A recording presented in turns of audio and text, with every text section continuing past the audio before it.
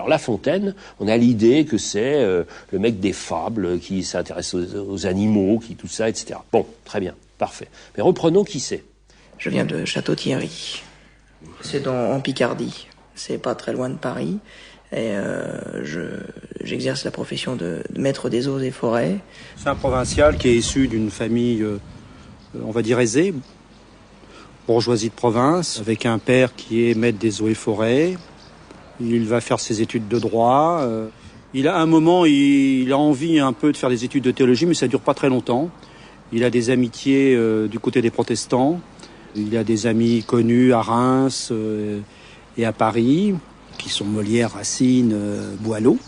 Ce qui l'intéresse, c'est Paris, les fêtes, les nuits, enfin s'amuser à Paris, quoi, quitter sa province et vivre à Paris. Il va commencer à faire des allers-retours entre Château-Thierry et Paris.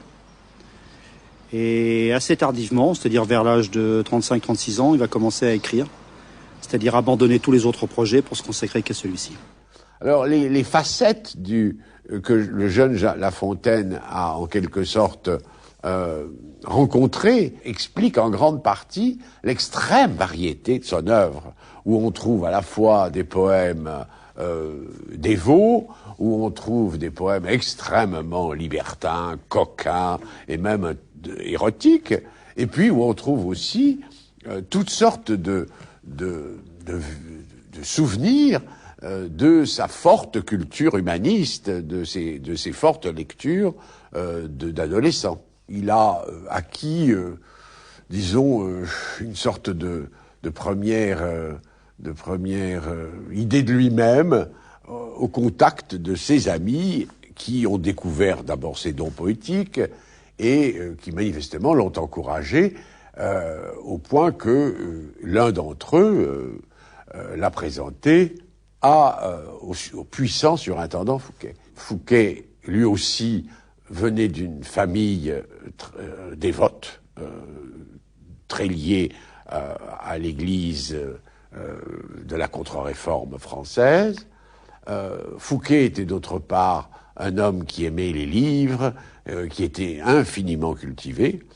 C'est un homme d'abord qui a complètement été fasciné par la Renaissance. C'est un homme de la Renaissance. C'est un homme qui aime les arts, qui aime les lettres, qui sait qu'il faut s'entourer d'artistes, qui aime l'esprit, qui aime la beauté, qui aime le luxe et qui évidemment aime l'argent. Enfin, on semblerait qu'il y ait une relation directe entre les Médicis et lui, quoi.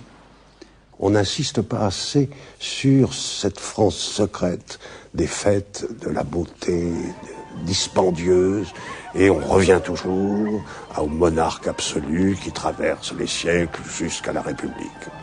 Il y a eu donc un esprit de fête extravagant dont La Fontaine est secrètement, avec Molière, avec Madame de Sévigné,